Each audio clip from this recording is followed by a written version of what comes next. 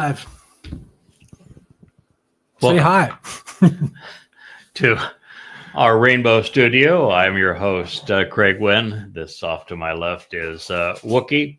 And we're about to begin a new chapter in Appalling Twistianity as we change our focus from listening to what Yahweh had to say about his beloved son, his chosen one, the Messiah, the former and returning king of Yisrael, who happens to be Dode, not the mythical Jesus. And with Yahweh himself proving that Christianity is untrue and that Jesus never existed and therefore that Paul lied, we're now going to turn our attention to Paul himself and show that Paul is sufficient in and of himself to prove that he is a liar.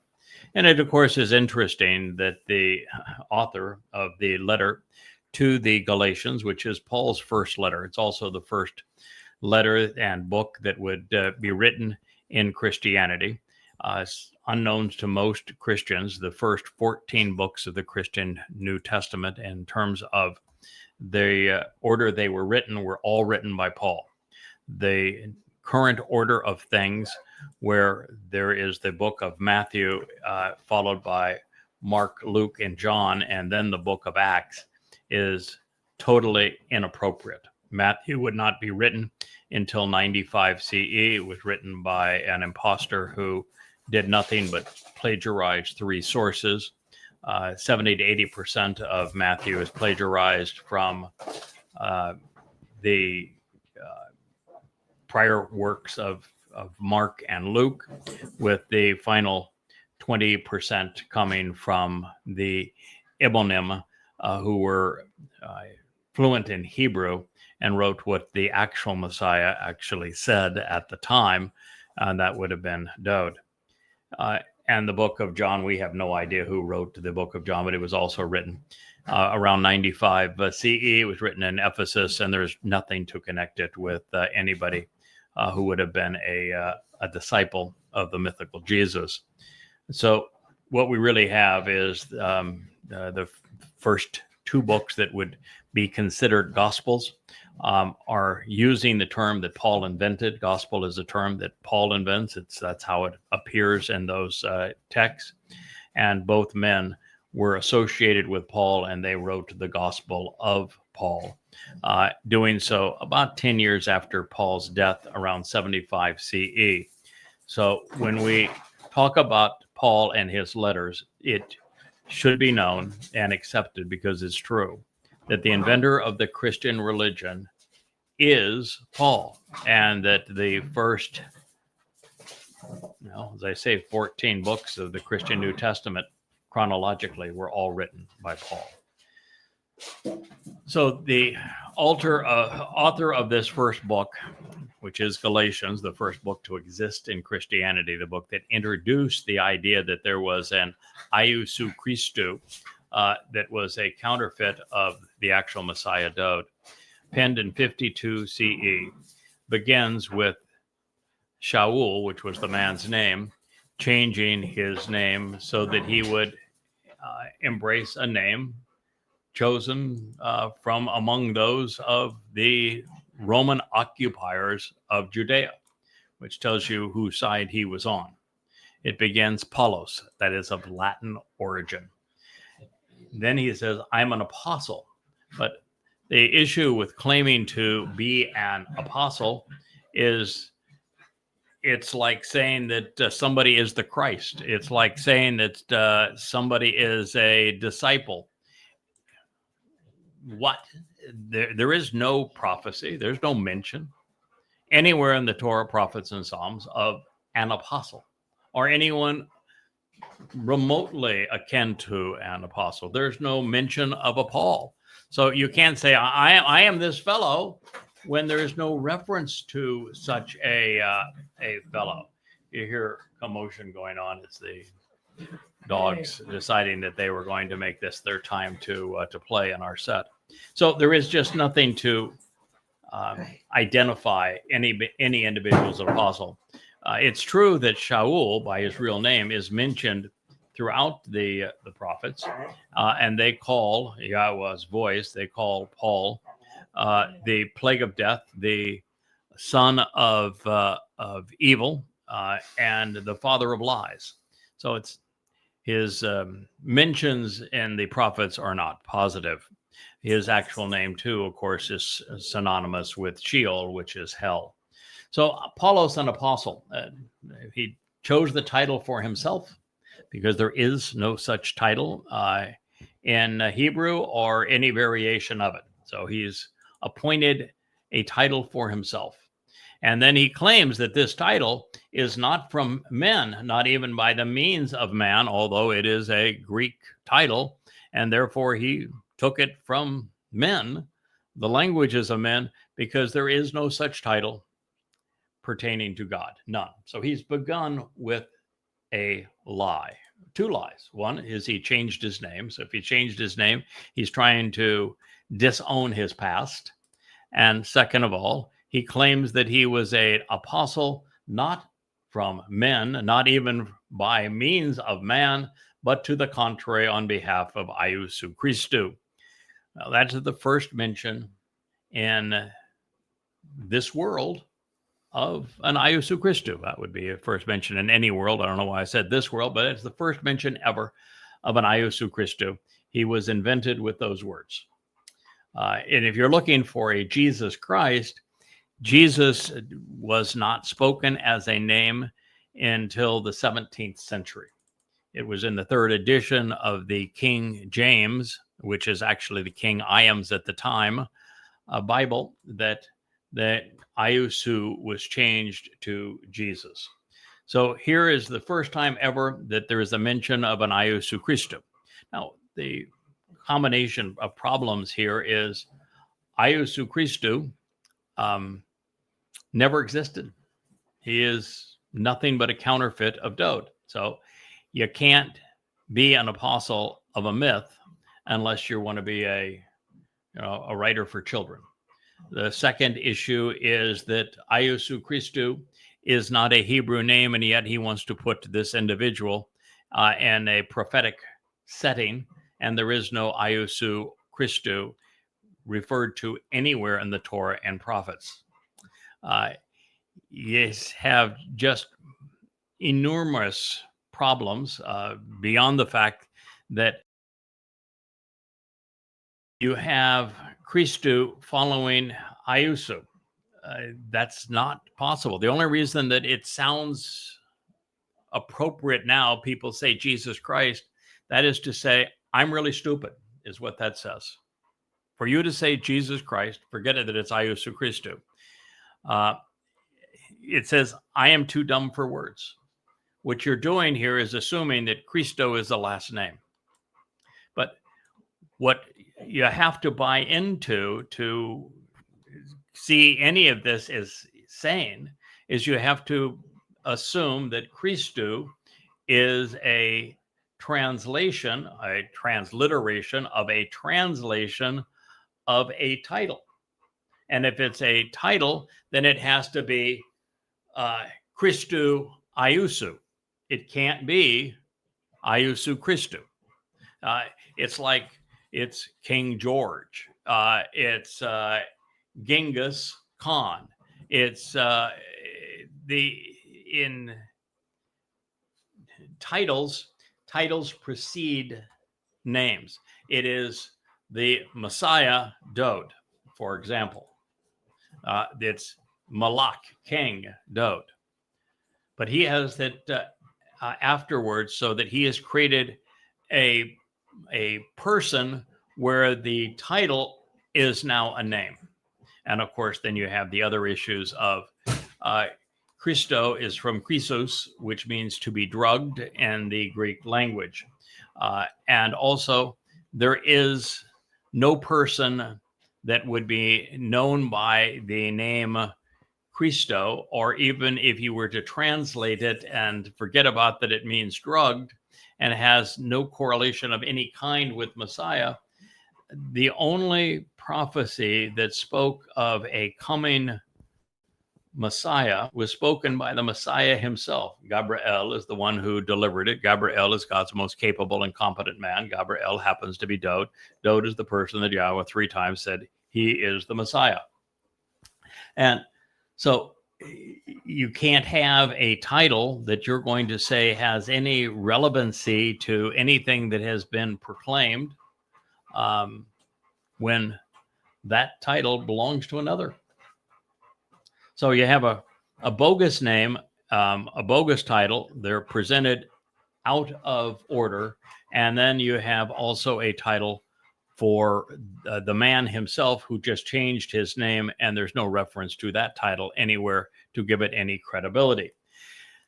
And if that were not enough, because Iesou Christou never existed, guess who never quotes him? He claims that he was authorized by means of Iesou Christou, except for the fact he never once quotes Iesou Christou. And Iesou Christou, even in the gospel accounts that were written anywhere from 20 to 50 years after this letter, guess what? They don't have Iesou Christou mentioning that Paulos, or even by his given name, Shaul, was going to be an apostle of his. So you don't have any endorsement from Iesou Christou. You don't have any mention from Iesou Christou of Paul. And you don't have any citation from Paul of Iesou Christou. In other words, he is lying through his teeth. He is presenting himself as the God of his religion, and he is just using this name as a way of well, kind of the royal we. We're speaking together. We're in this together. Then he claims that Iesou Christou and the God Father of the one having roused and awakened him out of a lifeless corpse. You got some problems here. So now you're claiming for your Iesou Christou. You're misappropriating the title Messiah, putting it out of order, and then you're writing Theos as if that were the proper title for God. You don't know his name. And if you don't know Yahweh's name and you don't use Yahweh's name according to Yahweh, you are a false prophet. Therefore, he has identified himself as a false prophet by referring to God as Theos. And on top of that, by saying Father, he's stealing a second time from Dode, because according to Yahweh, the only person that can claim to be the Son of God and has God said, I am his Father, only person that applies to, again, is Dode David. So he is setting himself up as a two-time counterfeiter already, a thief. Then he goes on to say, of the one having roused and awakened him out of a lifeless corpse. Since Paul will claim that this Iesou Christou fellow was the fullness of the Godhead, that all of God fed into that man. So that was all there was to God.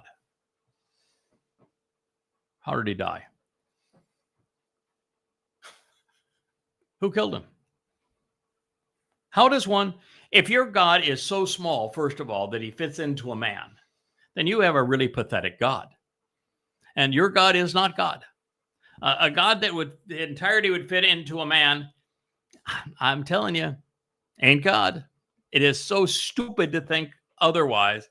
It's ridiculous. And then to believe that God can be killed, that God himself was a lifeless corpse.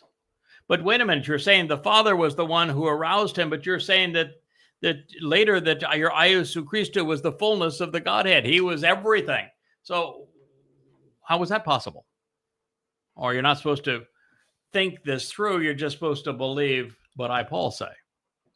Yeah, just stop pointing out our contradictions. Stop pointing out our contradictions. That's not fair. Galatians 1:1, that was not a very good start.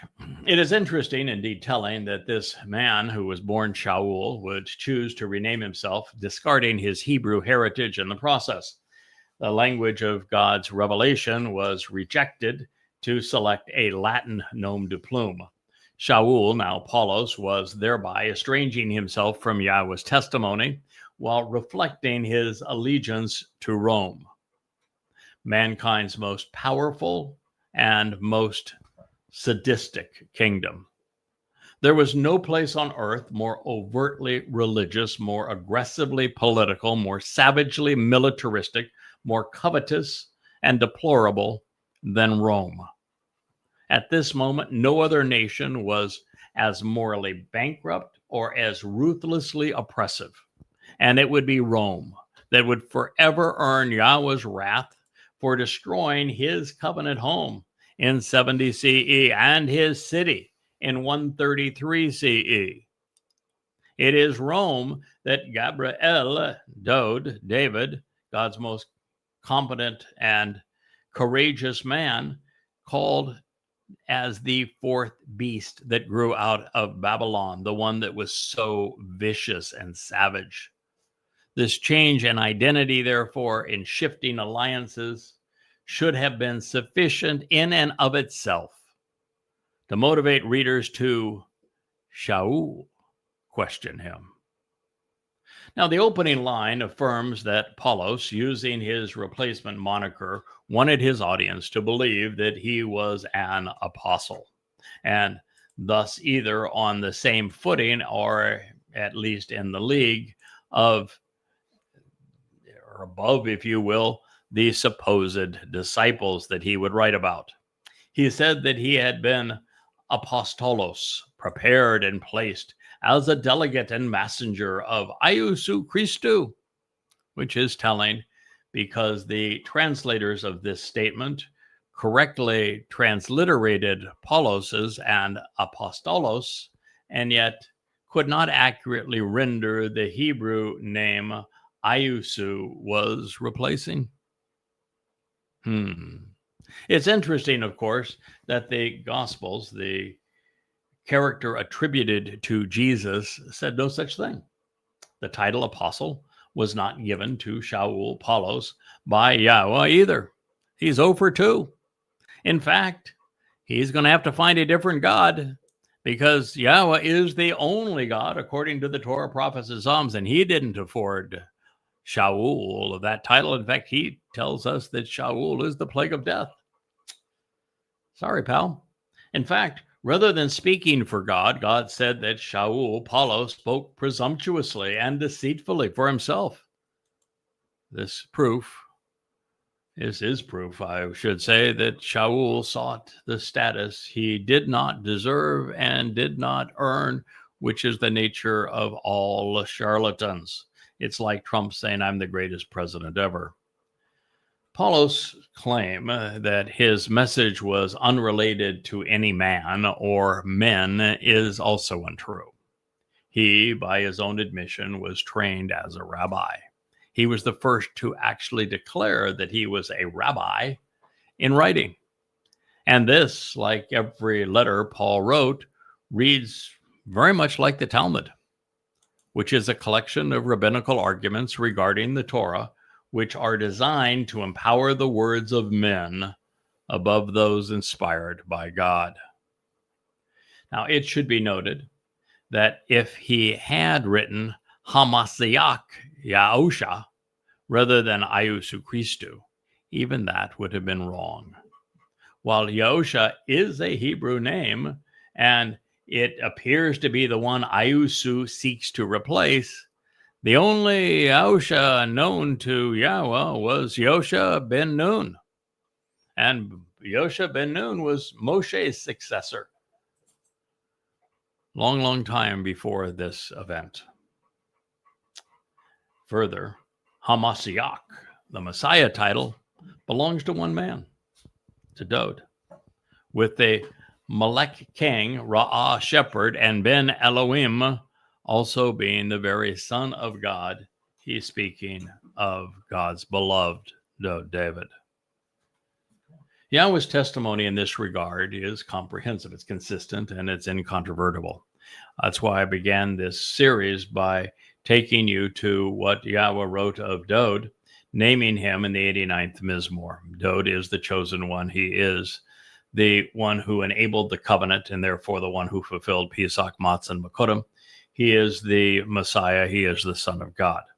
Just no debate, no question about it. To claim anything else is to be ignorant. Therefore, someone familiar with the Torah, NineB, should never have misappropriated a title that had been given by God to his beloved Dowd. And perhaps that is why even the myth attributed to Jesus and the Gospels is never recorded referring to himself as the Messiah or Son of God. Never.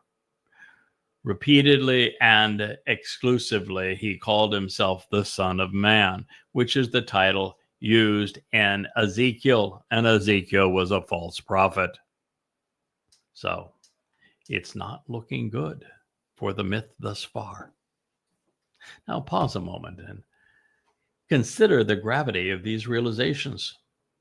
Had Paul respected Dowd's proper designation rather than recasting and misrepresenting his titles, there would have been no Christians, and Jews might actually have understood who Dowd was when he served as the Passover lamb and what he was doing.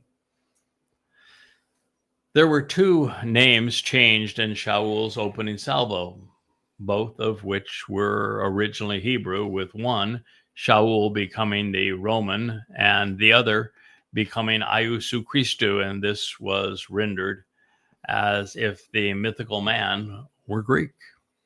With the first stroke of his pen, Paul revealed his magnum opus, replacement theology. All things Yahweh had promised to Abraham, Yishak, and Jacob, to Dowd and to Yisrael and Yehudim, throughout his Torah and Nabiim, were snatched away from them, and they were awarded to the edifice that Paul was creating, the Christian church. Stealing from one to give to the other. When we cast both men under their given names, the story is clear. Shaul was trying to hide from the prophecies Yahweh had spoken to condemn him. And in the process, Dowd's name was replaced while Yahweh's name was abolished. The actual Messiah's second life as our Savior was obscured. This is the disingenuous foundation of Christendom, a religion whose very name is predicated upon an obvious fraud. And it is all evident to see right here in the first line of Paulos's first letter. Truth was the initial casualty. Life was the second.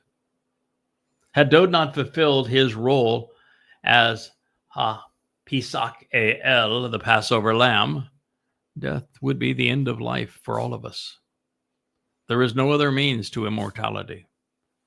This is one of many truths that Paul obfuscated, damning all Christians.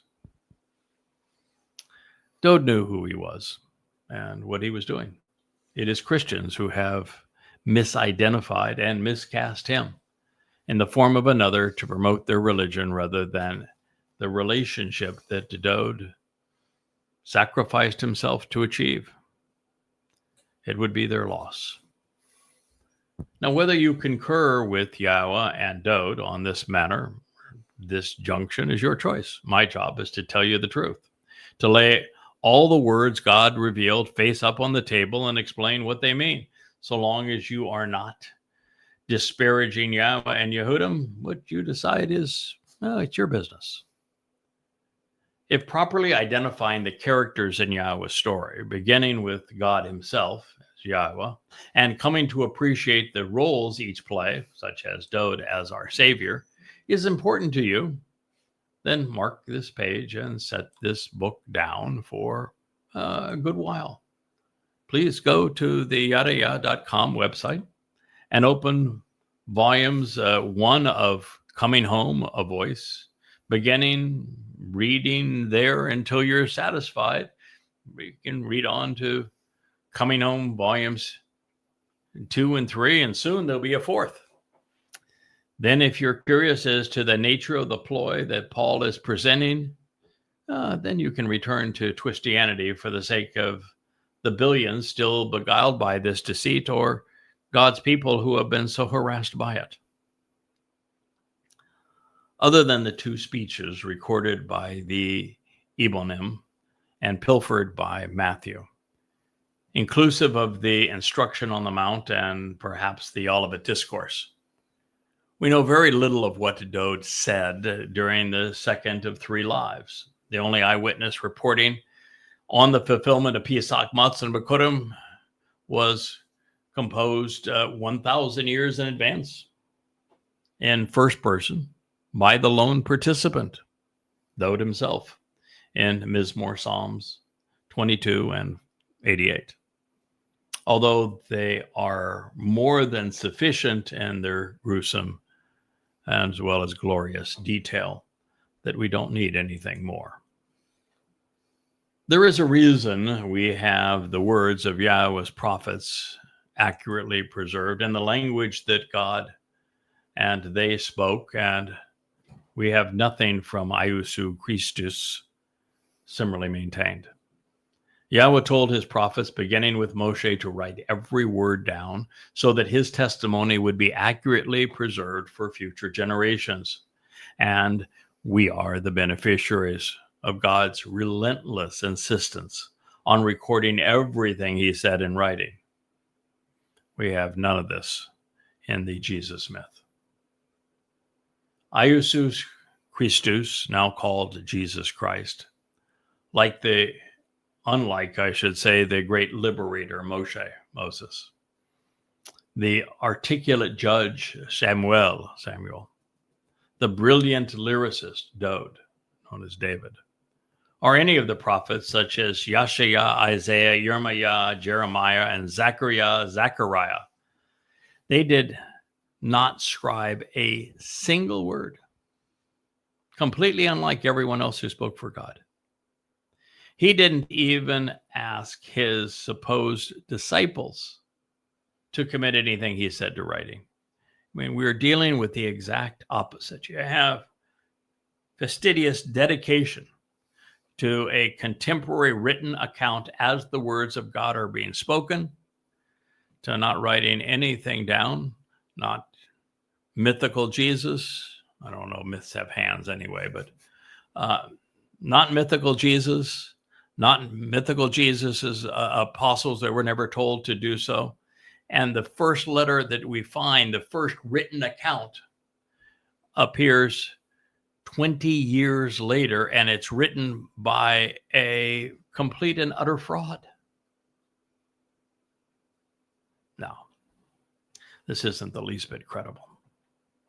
There is only the remotest and most tortured of possibilities that one of the accounts, John, may have done so on his own initiative. But even then, it would have been 6 decades later that he would have written it when he was 90 years old. And even then, we have absolutely no indication of any kind that it was written by a quote-unquote disciple. Yeah, he would have been hobbling around Ephesus. Can you imagine? At a time when the average person who was not a Roman citizen lived to the ripe old age of about 25 in the Roman Empire, he would have been 90. Highly unlikely. Yeah. I think the possibility of that, and let's just say that that is the case, that it's this old guy and he's trying to remember what happened 60 plus years ago without having written anything down in the meantime in a different language than was spoken and that he learned as a child in a foreign language 60 years later, as he's now moved to one of the glory cities of Rome and Ephesus. And after all of that time, he said, yeah, I think maybe I should write some of this stuff down. What do you think? It was so important to me that every word was so important to me. I'm going to wait 60 years before I write any of this down. Yeah, that makes you credible. not. The whole thing is just ludicrous. He was as far removed in time and place for it to be even remotely credible. And the evidence in favor of his exceedingly unlikely happenstance is a triple hearsay clothed in incredulous religious fables. We can bemoan this reality, but we cannot deny it. So perhaps we should seek to understand it. And in this regard, the answer is staring us in the face. Yahweh inspired his prophets to speak to us, and his son, our Messiah, Dode, to act on our behalf. Yahweh's words lead to the Zeroah's lives and to his lyrics. Dode was not here to provide additional prophecy or commentary, but instead to fulfill what he and other prophets had already written about him. We will find everything we need to know about the role and result of the Passover lamb scribed in the Torah, NineB, wa Mizmor, notably in Kara, called out Leviticus, and in Yeshayah, Yahweh liberates and saves Isaiah, along with the lamb's eyewitness accounts in the 22nd and 88th Mizmor Psalms. Well, that is a lot to digest. I would like to move on to other, albeit related matters. Dode spoke for himself and for Yahweh, but against religion. He did not predict the arrival of another or sponsor a new faith. And since Dode and Yahweh's words are available to us in the languages they themselves spoke and have been preserved, we already know what Dode would have said if asked about these things. Hell no. Further, Shaul Paul, to have claimed to have spoken for his fabled Iusu Christus, he would have had to have cited what he is alleged to have said in the Gospels. If he was appointed to speak for and to represent this character, Iusu Christu, who now only exists in the Gospels that were written 20 years after this letter, why didn't Paul once cite anything he said? Never once. And that makes the whole myth of Paul representing an Iusu Christu laughable. Well, he says he speaks for God, but he doesn't actually quote anything. Oh, when Paul claims to cite a prophecy to justify his ludicrous position, he never once quotes God accurately. Never once. He always takes the citation out of context, truncates it, and then misrepresents it so it conveys the opposite of what God actually said. And he does it 100 times. No, 0% possibility that any of this is true. And just reason alone dictates the answer.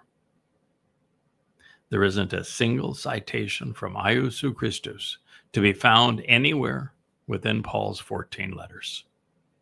The closest he comes to is a misquote of his role as the Passover lamb in association with the covenant, which by itself invalidates the impostor's dependence upon replacement theology, because any association between Passover and the covenant completely obliterates Paul's entire proposition. Oops. To claim to speak for someone, to assert to have been chosen to represent them, and then never to have quoted anything that individual had to say. Yes, well, it's either disrespectful and disingenuous or just plain old deceitful. Simply stated, the self-proclaimed and wholly unsubstantiated assertion that Shaul Paul was chosen to speak for anyone other than for himself, particularly Yahweh and his Messiah, Dode, is a lie. And it is obvious and simple as that. To deny this reality is to be either ignorant or irrational or both. But then again, I suppose that's why they call it faith. Now, I wonder if Christians have ever considered why Paul's new name appeared first in his letter, and Yahweh's name was not mentioned. As a rabbi student, Paul would have known it and would have been taught to avoid it. But without it, there is a 0% possibility that he spoke for Yahweh. Moreover, Shaul would have known that everyone, without exception, inspired by Yahweh, continually integrates Yahweh's name throughout their testimony and never mentions the name of or any other name for God. Not one. But Shaul, Paul, did not mention Yahweh's name ever in any of his 14 letters, which means that his fraud was deliberate. By failing to incorporate Yahweh's name, like the rabbis after him, Paul conclusively demonstrated for all who are familiar with the Torah's test for inspiration that he was not a prophet and that he did not speak for God. The consequence, by the way, for this is death. And while we have been over this before, it bears repeating. God said, with absolute certainty, the person who proclaims a message on behalf of a deity, who deliberately oversteps their bounds and speaks arrogantly and presumptuously, defiantly and deliberately concocting a religious scheme for the express purpose of conveying words under my reputation and designation, which I have not expressly appointed, taught, authorized, or directed him to convey, or who speaks in the name of other or additional gods, then that prophet is clearly deadly. Debatim 18:20. And if you say, using your best judgment, how can we actually recognize and consistently know the statements which Yahweh himself has not spoken? Debatim 18:21. When a prophet speaks in the reputation and designation of Yahweh, and the matter discussed has not occurred or does not come to be, this is a message that Yahweh has not spoken to him. Such a prophet has stated it arrogantly, presumptively, and independently of his own accord. You should not revere or respect him for having conspired to incite an alienating rebellion. Debatim words, Deuteronomy 18:22.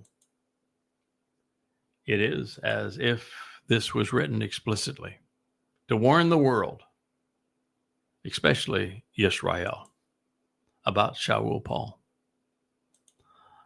Unlike Paul, neither Akiba nor Maimonides ventured into historical narratives or prophecy. And while Muhammad did both, he spoke of Allah, not the God of the Torah. Moreover, he was so pathetic, we don't need any help rejecting him. Of course, Yahweh's test for inspiration, one Paul failed as miserably as would Muhammad after him, does not stand alone. Before it, we find Yahweh repudiating religion. He said, indeed, when you come upon the land, which for the benefit of the relationship Yahweh your God is giving to you, you should not accept, learn, teach, or imitate, such that you act upon and engage in any semblance of any of the disgusting religious rites and political practices of the Gentiles. Same chapter, Debatim, words, Deuteronomy 18:9. There shall not be found among you one who causes his son or daughter to pass through or perish in flames, someone predicting the future based upon pagan religious notions, such as a false prophet or a conspiratorialist, a person who obscures the truth and believes in spiritualism, or one who tempts and charms others, an individual who entices and seduces people to worship and to pray, one who joins in and binds together by forming political or religious alliances, one who is obsessed with ghosts and makes requests of saints, or speaks on behalf of dead souls, a con man who beguiles in association with demonic spirits, or one who causes the premature death of others in association with a destructive plague. Devarim 18:11. For indeed, all who engage in and act upon these things are an abomination, considered abhorrent and detestable to Yahweh. And so, as a consequence of this repulsive religious excrement and filthy, idolatrous crap, Yahweh, your God, will drive them out. He will dispossess them and then destroy them from your presence. The Devarim words, Deuteronomy 18:12. Now, this warning is directed at the most pervasive and destructive Gentile religion in all of human history, particularly as you consider its effect on Jews, Appalling Christianity. Avoid it like the plague it has become. It was then that Yahweh revealed that we can be made right with him. And the means to this ideal state of affairs is through Dode. And that is why God shared this amazing prophecy regarding his son and our Messiah and Savior. It reads, you can actually become completely and continually perfected by being consistently right, becoming acceptable with Yahweh, your God. Devarim, Deuteronomy 18:13. By comparison, these people from different races and places who you shall dispossess, who will dispossess and remove, they listen to false prophets who obscure the truth with myths. Anan, spellbinders, spiritualists, those blowing smoke. And they believe in antiquated religious notions and invalid opinion makers. But as for you, this is not the correct way. Yahweh, your God, has offered for you to approach.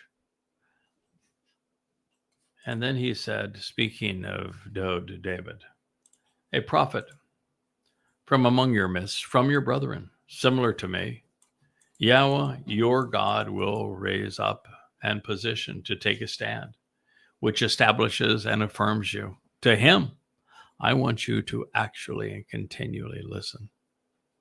This is consistent with everything which you requested while questioning Yahweh, your God, in Choreb during the day of the assembly when you said, never again let me hear the voice of Yahweh, my God, nor let me see and witness this intense fire anymore, lest I die. Therefore, Yahweh said to me, this is actually better. And they have appropriately conveyed their presence and preference. Which means that God in the flesh is not going to happen. Not going to see his fire, not going to hear directly from him. Okay. I will raise up and establish a prophet for them from among their brothers, similar to you. And I will put my words in his mouth, and I will convey, and he will convey them to you. Everything which for the benefit of the relationship I instructed him. The Dode was that prophet. And it shall come to be that an individual who will not listen to my words, which he shall declare in my name, I myself will seek it of him, and I will hold him accountable for it, requiring it of him. In other words, Dode fulfilled Pesach, Matzah, and Bakutim, and spoke of it. And if you don't know it, God's going to hold you accountable for having missed it. So I want to express my appreciation to Yahweh for making this so easy for us. But I must apologize for how poorly we have responded. You asked us not to be religious and to be right with you instead. But then your people complained that they were uncomfortable in your presence. You presented the ideal solution, your beloved son, Dode. And I'm sorry to say that it has taken us so very long to fully appreciate everything you have done for us through him. So it is long past time that we eradicate the viral plagues wrought by the likes of Paul, Akiba, and Muhammad, so that free of them, your people might return to you. Of course, it gets worse for the author of the Christian New Testament, because by excluding Yahweh's name from his letters and speeches, Shaul Paul committed the lone unforgivable crime against God and man. Recorded in the third statement of the first tablet, the negation of Yahweh's name is listed as unforgivable, a crime for which there is no redemption.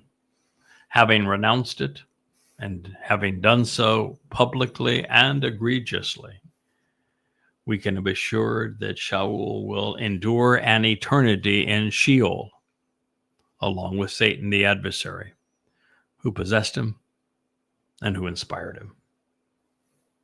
Now, while this is small barley, if you will, compared to the mountain of garbage that we have just considered, had Paulos been correct about Dode being Haimasiach in his letter, the pseudonym and title were reversed.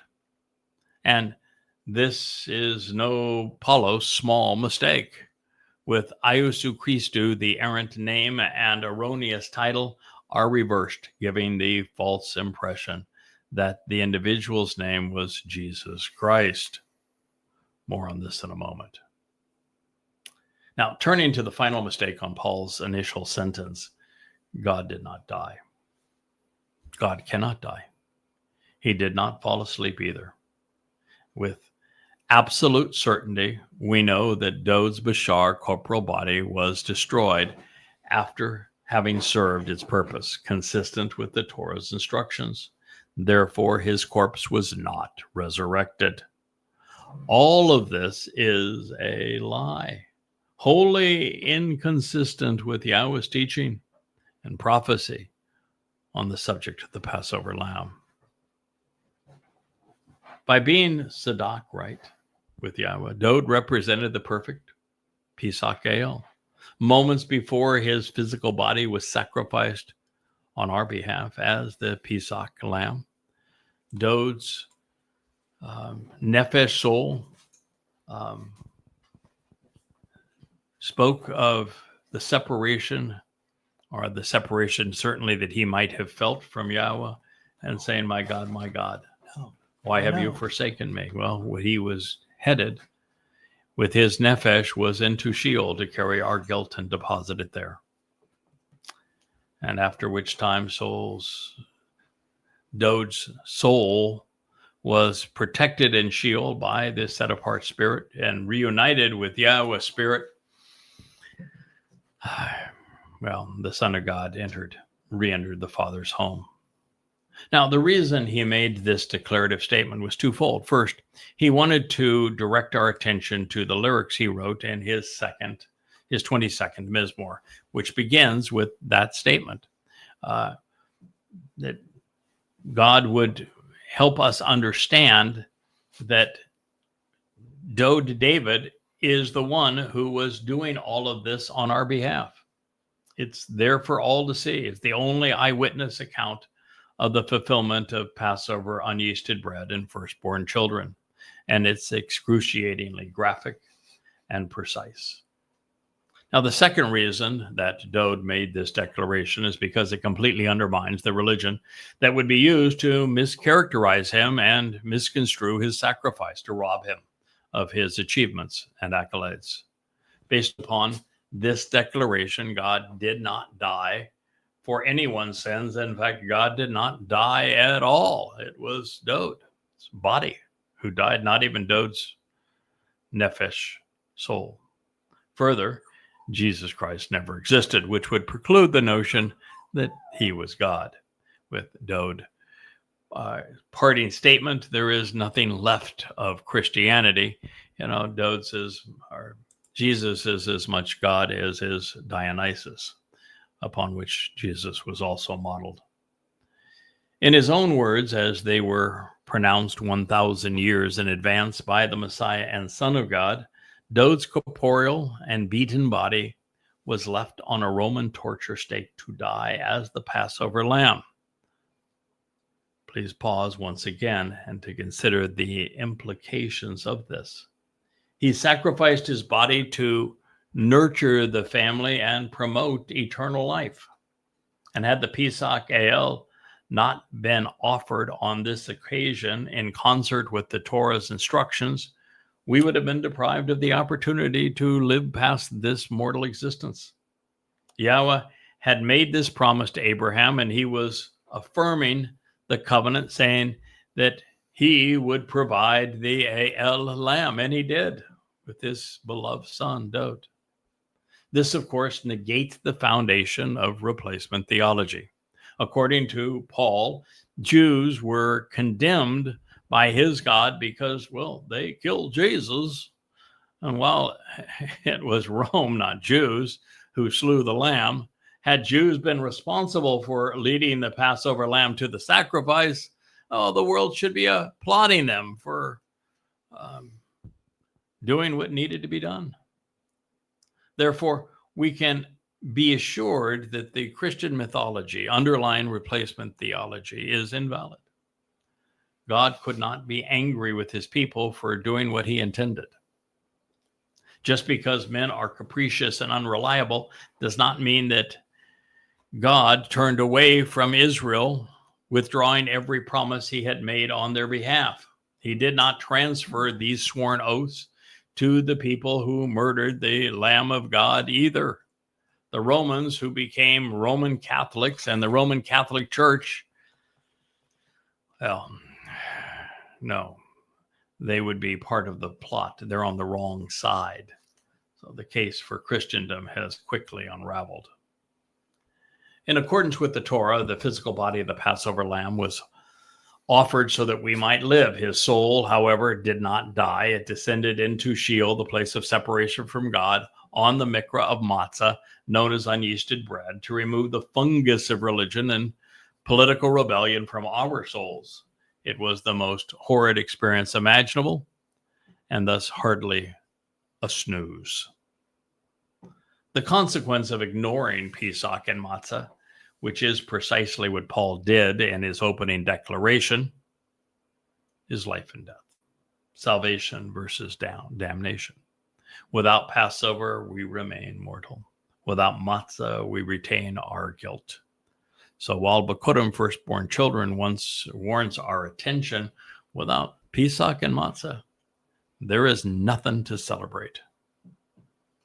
Now, should you credit Paul with an indirect mention of the Passover lamb and that he acknowledged that there was a corpse, there is something far worse than failing to capitalize on Pesach. It is why Pesach and matzah are one contiguous event, one inseparable from the other. To benefit from Passover while ignoring unyeasted bread is to become eternally separated from God. He calls this outcome Sheol, hell. That was Paul's invitation to Christians. It is synonymous, of course, with Shaul, since he has naming rights, because he has directed more souls there than any other. There are depictions, big and small, woven into the deceiver's claim that should be noted as deceptions. Godfather, the one having roused and wakened him out of a lifeless corpse, necros, death, uselessness, futile, a vain carcass, an ineffectual, powerless, and deceased cadaver, a dead body having breathed its last. Now, God did not rouse his beloved son. The body of the Passover lamb never comes back to life. The Passover El restores our lives, not his own. There would have been no purpose to the sacrifice if Dode's body had been reanimated, rising from the dead. Assuring that the observant individual would never make this mistake, Yahweh told us to incinerate the inedible portions of the Pesach El after being nourished by the meal. Therefore, the same evening the Masiach, Dode's body, served as the lamb, his corpse was destroyed. It was incinerated by Yahweh's light. This is from Shemoth Names, Exodus 12:10. There could not have been a bodily resurrection of someone fulfilling Passover because there was no longer a body. For those who may protest saying that the alleged disciples saw him, let's keep it real. Even in the myths attributed to the misnomer Jesus, his mother and the women in his life mistook him for a gardener. The fellows on the road to Emmaus, who had been in Jerusalem as these events were transpiring, were clueless as to who he was when he approached them on that day, according to Luke 24:13-18. The same evening, with his supposed followers, he not only passed through a wall, something a physical body cannot accomplish, even they did not recognize him. John 20:19. When his soul reunited with his father's Ruach, Dode was no longer using the tortured body that had served this purpose. If he had made any appearance in our physical world, which is highly unlikely, it would have been as the covenant children will one day be and be able to do by transferring a small amount of his spiritual energy into matter as a result of Passover unyeasted bread and firstborn children, and having been enriched and empowered by his father. But it would have been no purpose for it. He had already provided the eyewitness. That is a whole lot better than returning in the body. The Romans had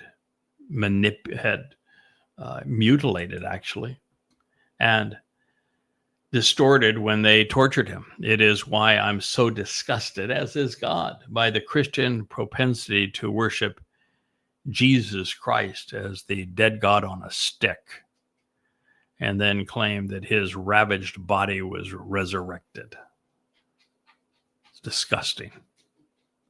Physical bodies are burdensome, folks. They're limiting. They degrade over time. With a body, we cannot leave this solar system, much less explore the universe or enter heaven. Bodily resurrection is physically impossible and totally counterproductive. The miracle is a result of Chag Matzah, where the perfected becomes Yahweh's child, a member of the covenant family, enriched, empowered, and enlightened by him. But the beneficiaries are souls, not bodies.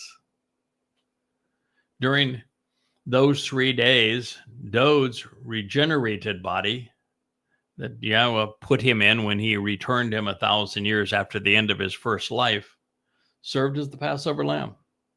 And what was left of it after enduring Roman torture was incinerated, ceasing to exist in harmony with the Torah's instructions.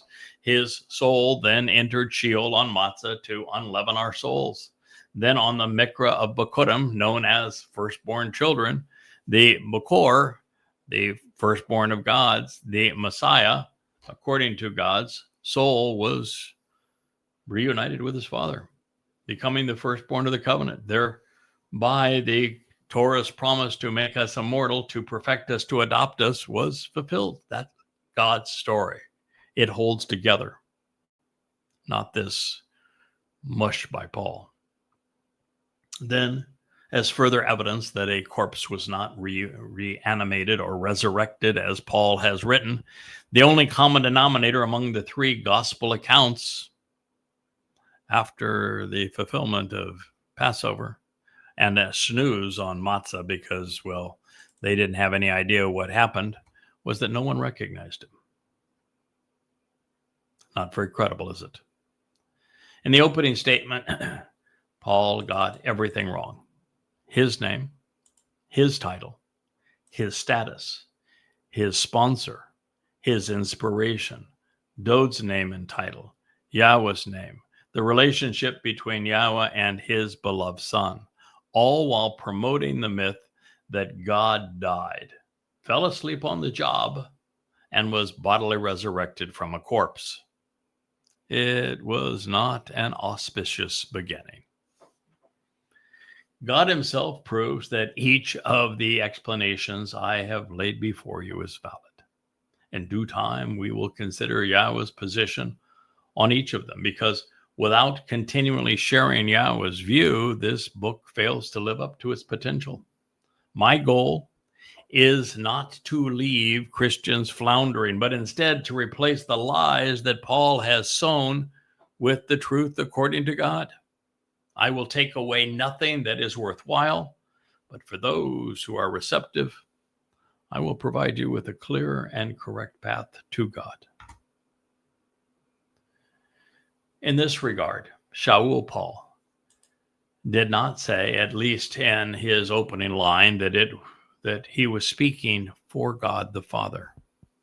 That subtly is lost on most Christians who have replaced Yahweh with their Lord Jesus Christ, in effect focusing on a myth as opposed to God. This issue isn't insignificant. Even if we were to play along and pretend that there was a Jesus Christ, he could not have been equivalent to God. Even by the myth's own admission, he is cited saying, "The Father is greater than am I." John 14:28. All of God cannot fit into human form, and the undiminished presence of God would consume our planet, our solar system, our galaxy, the universe. This known, the possibility of a diminished manifestation of God in this way is only possible in some very complicated processes. I mean, you can take Einstein's famous equation, E = mc squared, and you can understand how a soul, which is energy and enveloped in light, can take some tiny aspect of it and become matter, because the energy is the matter times the square of the speed of light. So since Yahweh is spirit and describes himself as light, he is energy. Men are corporeal and thus matter. Einstein's formula reveals that energy and matter are exactly the same thing. They're just not the equivalent amount of the same thing. You know, it's like a tiny little speck of a diamond and a house built of diamonds would be a comparison. He proved that matter was a substantially diminished form of energy. If the mythical Jesus was the equivalent of Yahweh, what known as the Lord's Prayer, Matthew 6:9, becomes nonsensical. It would have had Jesus saying, "Pray to me who is not in heaven, set apart is my name, my kingdom come, my will be done in earth as it is in heaven." Recognizing that they were not the same thing, it's curious that Paul saw himself representing the mythical representation. Now, a Greek word that we translate apostle from apostolo, when used correctly, is important. It means to be set apart, prepared, and equipped. While Paulos was the furthest thing from this, even today, far too many individuals go off pretending to be witnesses without first studying the Torah and prophets. As a result, those who are inadequately prepared and improperly enlightened, well, as we have witnessed, they do far more harm than good, because they typically say and write stuff that's really stupid. Paul was also missing from what would have been the most important event recorded in Acts had it been true, the fulfillment of the fourth invitation to be called out and meet of 7 Shabbats, what Christians have errantly called Pentecost 50. Those fooled into believing that during the Mikra, the supposed disciples were filled with the Holy Spirit, Acts 2, have a number of issues to overcome. First, Shabu is a harvest, and there was none on this day. Second, those harvested must previously have benefited from the fulfillment of the first three Mikre, because it is a Bekurim harvest, and Bekurim is the result of Pesach and Matzah. You could not have benefited from Shabua without observing all three, none of which they have paid any attention to. All of which, of course, the New Testament denies. And third, the wheat harvest of Shabua is in our future. It was not in our past 2,000 years ago. It will occur in succession, May 22nd, 2026, and June 11, 2027. This is 7 years prior to Dod's return with Yahweh. Even in the gospel fables, there were 12 disciples chosen by Jesus. Not one was religious, as was the case with Paul, who called himself a really good rabbi. They were said to have accompanied him and witnessed his every word and deed. And that is why they were referred to as disciples, meaning those who learn. But from this introduction, as well as from the introduction Paulos wrote to the Corinthians, Romans, Colossians, and Ephesians, we know that Shaul Paul was too full of himself to be a learner. So he passed on the disciple moniker altogether. It was beneath his ego. He would instead be the teacher. Still, Paul coveted a title that did not belong to him by his craving to be seen as important and credible.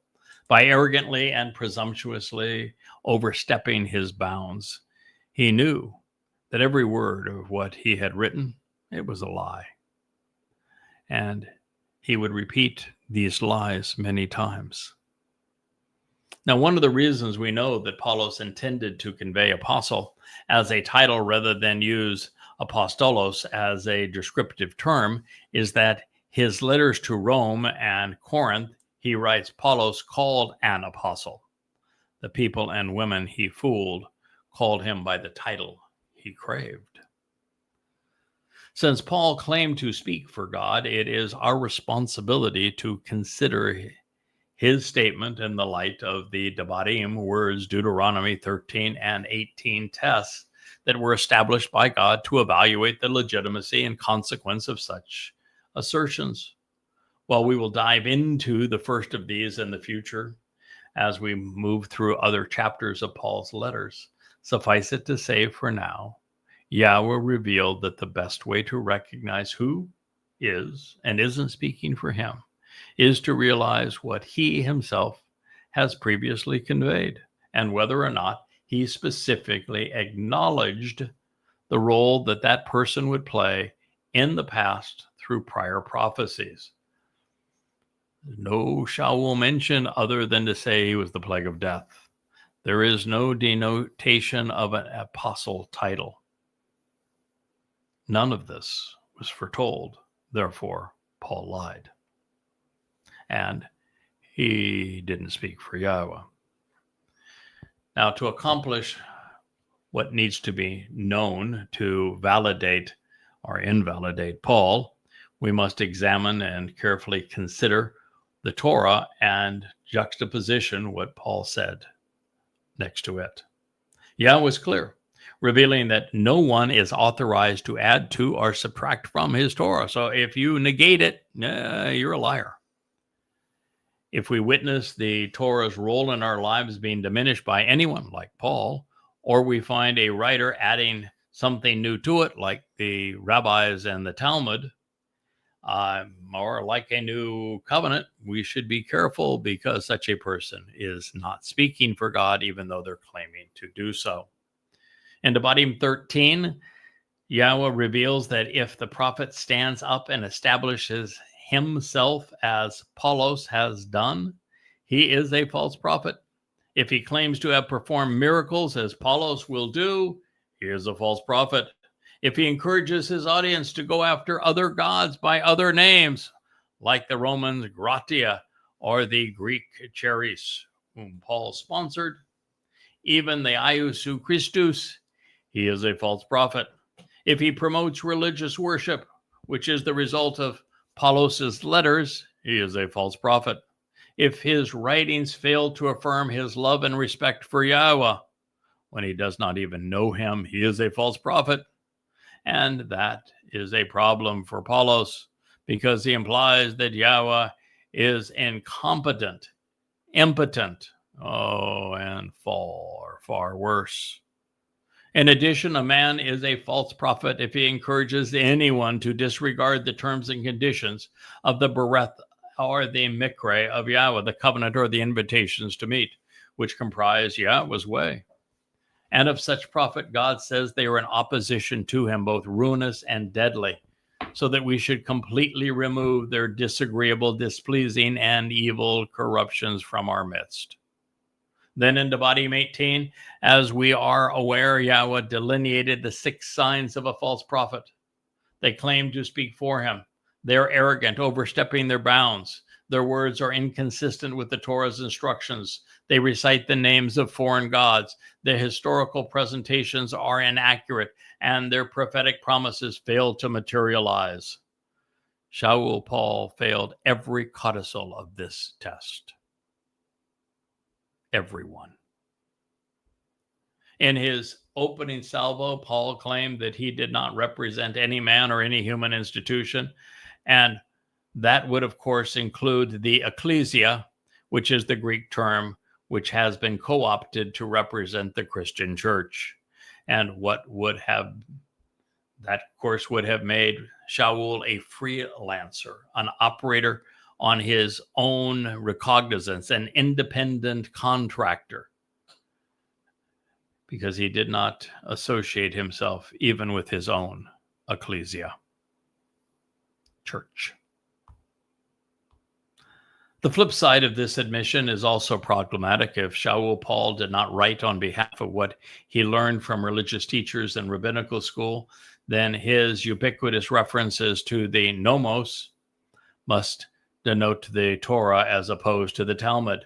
This being the case, the principal methodology used by those who are Torah observant to reconcile Paul's epistles with Yahweh's word was torn asunder by this statement, because they all claim that Paul was speaking of the Talmud, not the Torah, when he is negating it. But if he is not taught by men, he can't be referencing the Talmud, could he?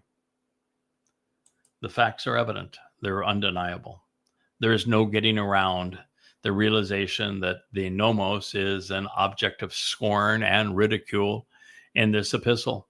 And at no time does Shaul associate the nomos with rabbinic law, citing Talmudic sources. Not once, ever. On the contrary, his examples and citations are all from the Torah, clearly identifying the document he is assailing. And that's a death knell. Also convicting, if Apollos was speaking for Iousus, why didn't he quote him? If he was Yahweh's messenger, why is Yahweh's word discounted and never cited accurately in any one of Paul's letters? Why, if Paul was speaking for God, is his most repeated theme and line, "But I, Apollos, say"? If Shaul was Yahweh's apostle, why do his letters contradict God? Probably a good place for us to conclude this program. We'll return to our Rainbow studio on another day. We thank you for listening to Appalling Twistianity.